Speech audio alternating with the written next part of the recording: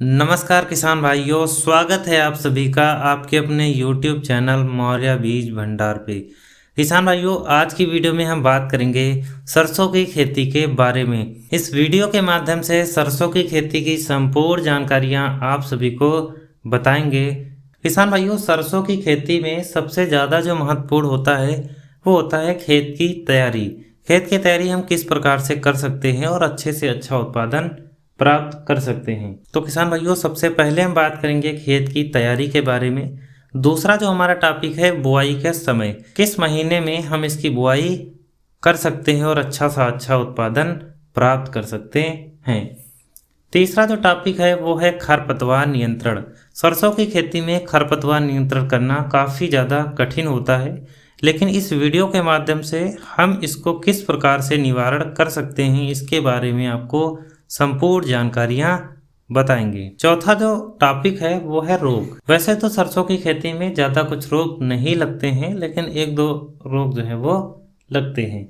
पांचवा जो टॉपिक है वो है सिंचाई। सरसों की खेती में जो सिंचाई है वो बहुत ज़्यादा ज़रूरत नहीं पड़ती है, 1 से 2 सिंचाइयों की हमें आवश्यकता होती है। किसान भाइयों, सबसे पहले हम बात करेंगे खेत की तैयारी के बारे में। खेत की तैयारी करते समय आपको डीएपी जो है डाई अमोनियम फास्फेट 80 से 100 किलोग्राम लेना है पर एकड़ के हिसाब से, क्योंकि इसमें आपका नाइट्रोजन और फास्फोरस होता है, पोटास नहीं होता, तो इसमें आपको पोटास जो है वो अलग से लेना होता है 40 किलोग्राम पर एकड़ के हिसाब से। अगर आप डीएपी का प्रयोग नहीं करते हो, आप एनपीके का प्रयोग करते हो, तो एनपीके आपको 80 से 100 किलोग्राम पर एकड़ के हिसाब से लेना है। इसमें पोटास ऑलरेडी होता है, इसलिए हमें अलग से पोटास लेने की ज़रूरत नहीं होती है। किसान भाइयों, अगर आप एनपीके का भी यूज नहीं करते हो, अगर आप सिंगल सुपर फास्फेट का प्रयोग करते हो, तो आपको 100 से 120 किलोग्राम पर एकड़ के हिसाब से लेना है सिंगल सुपर फास्फेट। हालांकि इसमें नाइट्रोजन नहीं होता है, इसलिए आपको यूरिया अलग से 40 किलोग्राम पर एकड़ के हिसाब से लेना है।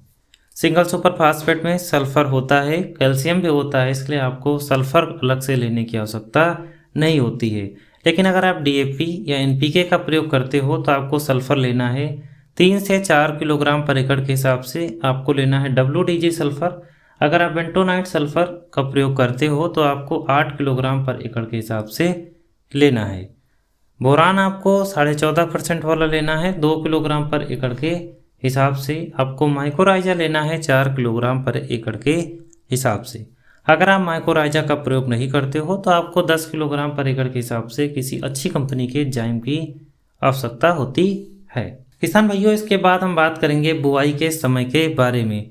बिजाई का यानी बुआई का जो सही समय होता है वो 5 अक्टूबर से लेकर 20 अक्टूबर का होता है, लेकिन आप पछेती बुआई लास्ट नवंबर तक भी कर सकते हो। किसान भाइयों, तीसरा जो टॉपिक है वो है खरपतवार नियंत्रण। सरसों की खेती में खरपतवार नियंत्रण करना काफ़ी ज़्यादा जटिल होता है, तो खरपतवार नियंत्रण करने के बहुत सारे तरीके होते हैं।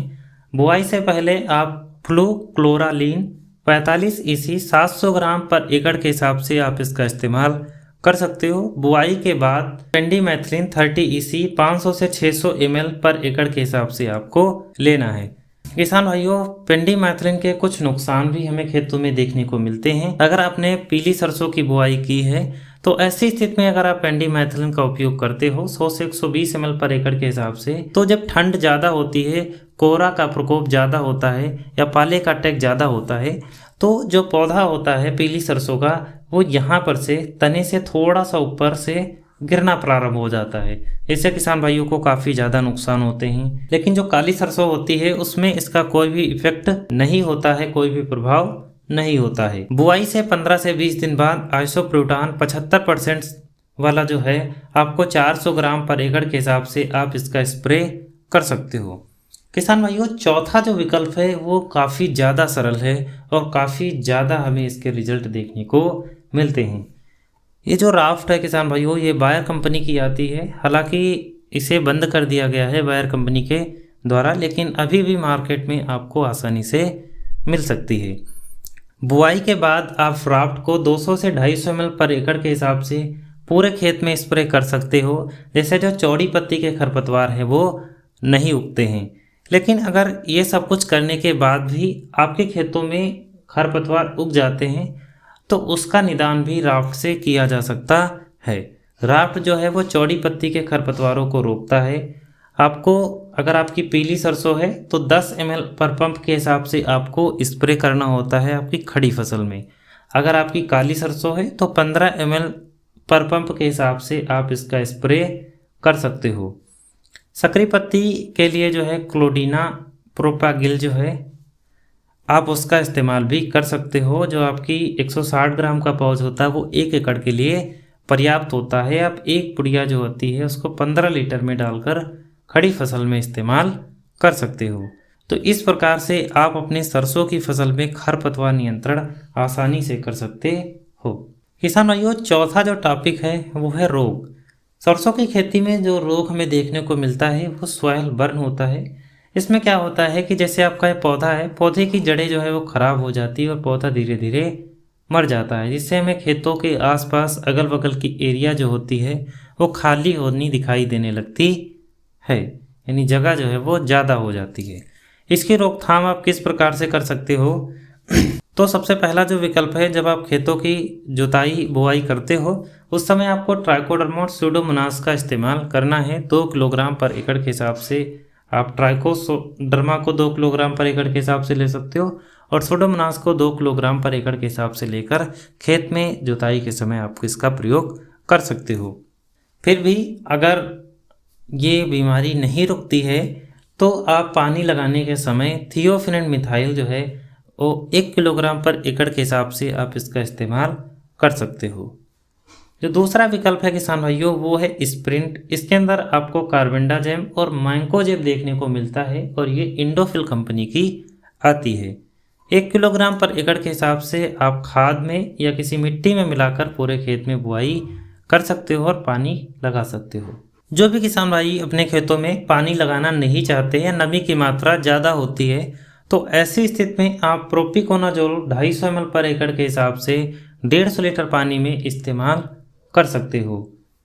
पांचवा जो विकल्प है वो है एजॉक्सिस्ट्रोबिन 200 ml पर एकड़ के हिसाब से आप इसका इस्तेमाल भी अपनी खड़ी फसल में कर सकते हो। हालांकि ये बीमारी जो है वो ज़मीन से होती है, बहुत अच्छे इफेक्ट तो इसके देखने को नहीं मिलते हैं, लेकिन कभी कभी ये कंट्रोल भी हो जाते हैं। किसान भाइयों, उसके बाद हम बात करेंगे सिंचाई के बारे में। पहली सिंचाई हमें 25 से 30 दिन में करना चाहिए अथवा जो फूल जो हैं वो 5 से 7% तक आ जाएं। अगर आपने गीले खेत में बुआई की है तो पेड़ के पास खोदकर जरूर देख लें, इसलिए पानी को थोड़ा ही लगाएं। उसके बाद किसान भाइयों हम बात करेंगे कि ज़्यादा फुटाव कैसे करें, कल्लों की संख्या को ज़्यादा कैसे करें। तो जब हम पहला पानी लगा देते हैं उसके बाद हमें लेना है जिंक 200 ग्राम पर एकड़ के हिसाब से, फेरस सल्फेट 500 ग्राम पर एकड़ के हिसाब से, यूरिया 1 किलोग्राम पर एकड़ के हिसाब से और मैग्नीशियम सल्फेट 1 किलोग्राम पर एकड़ के हिसाब से आपको लेना है और 150 लीटर पानी में आपको खड़ी फसल में इसका स्प्रे कर देना है। बहुत ही अच्छे इसके रिजल्ट आपको देखने को मिलेंगे। फलियां बनते समय हमें क्या करना है किसान भाइयों? जब फलियां बनने लगती हैं, सरसों में 2 ही अवस्थाएं मुख्य होती हैं।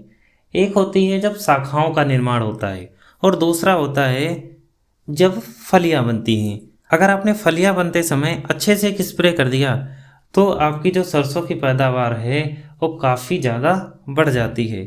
तो जब आपकी फसल बुआई से 60 से 65 दिन की हो जाती है उसके बाद आपको लेना है NPK 1 किलोग्राम पर एकड़ के हिसाब से और आपको बोरान लेना है 100 ग्राम पर एकड़ के हिसाब से और थाइमेथॉक्सम आपको 50 ग्राम पर एकड़ के हिसाब से आपको लेना है।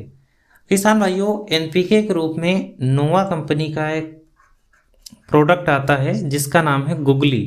अगर आप उसका स्प्रे अपनी फसल में करते हो तो बहुत ही गजब के उसके रिजल्ट आपको देखने को मिलते हैं। किसान भाइयों, अगर आप इन तीनों दवाइयों का इस्तेमाल फलियां बनने के समय कर देते हो तो आपकी जो पैदावार है वो ज़्यादा से ज़्यादा हो जाएगी।